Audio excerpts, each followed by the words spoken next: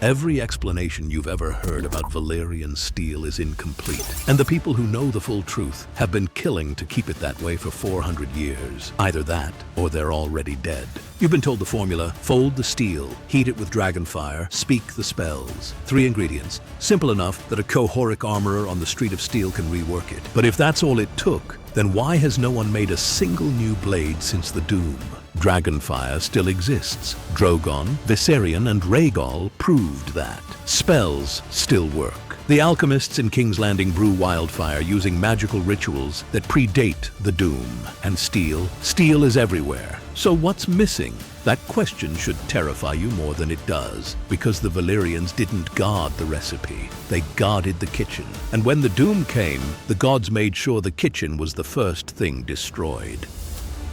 Let's start by dismantling what the world thinks it knows. The common explanation, the one maesters teach and lords repeat, is that Valyrian steel gets its properties from dragonfire and spells woven into the forging. The steel is folded thousands of times, creating those distinctive dark ripples. It's lighter than castle-forged steel, sharper, harder, and holds an edge forever. All true. None of it sufficient. Because folding metal isn't magic. Blacksmiths in Qohor, in Myr, in King's Landing fold steel every day. The best castle-forged blades in Westeros are folded hundreds of times. The technique produces strong weapons, but not supernatural ones. Dragonfire. Devastating, yes. Valyrian's flame forged the Iron Throne from 1,000 surrendered swords. But melting steel and transforming it are not the same act. If raw dragonfire were enough, Aegon could have started a Valyrian steel forge on Dragonstone. He had the largest dragon in the world. He had smiths. He had ore. He never even tried. Why?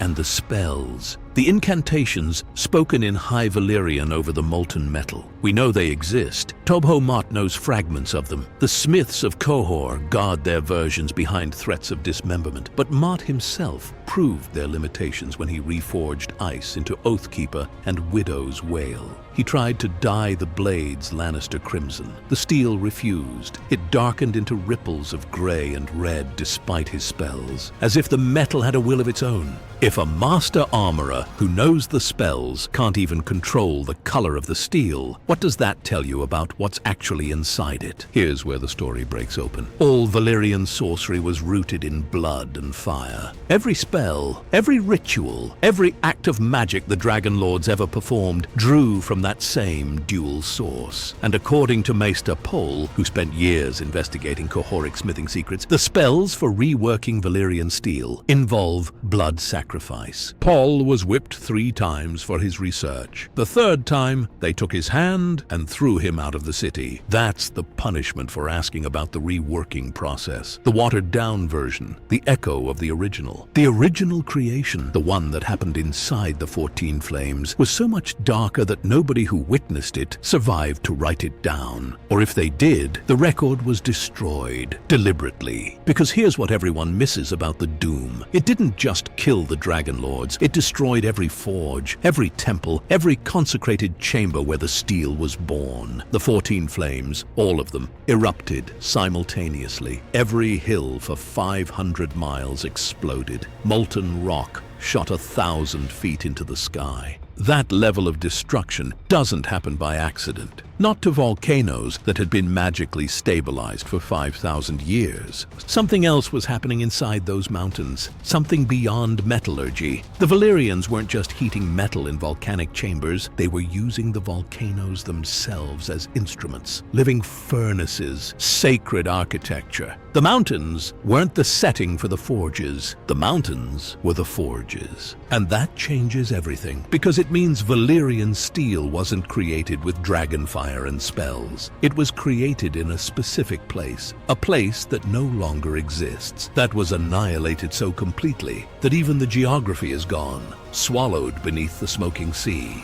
200 Valyrian steel blades survive in Westeros. Lords treat them like the pinnacle of human achievement. Wars have been fought over a single sword. But Valyria ruled for 5,000 years. 40 Dragon Lord families, Thousands of freeholders. They weren't producing 200 blades. They were producing thousands. Swords, daggers, armor, crowns, tools, instruments of sorcery. An entire civilization armed with this metal. Almost all of it was buried when the 14 flames erupted. What survived was what had already left the peninsula. Trade goods, diplomatic gifts, war spoils scattered across Essos and Westeros. Scraps, orphaned fragments of a dead empire's industry. And every Westerosi lord who carries a Valyrian blade is holding a weapon that was never forged for his bloodline. The Starks didn't earn ice. The Mormonts didn't earn Longclaw. The Corbrays didn't earn Lady Forlorn. Those weapons belong to families that burned. The houses that carry them now are just the ones who picked through the wreckage. So if dragonfire isn't enough, and spells aren't enough, and the technique isn't enough, then the answer has to be the place itself, the forge. The mountain, the living, breathing volcanic chamber where blood and fire and divine will combined into something the rest of the world has never been able to replicate. But what were those forges really? What happened inside them? And what was the true cost of every blade that emerged? That's not a question anyone in the known world wants answered. The smiths of Qohor will maim you for asking about their shadows of the process. Imagine what the Dragon Lords would have done to anyone who saw the real thing.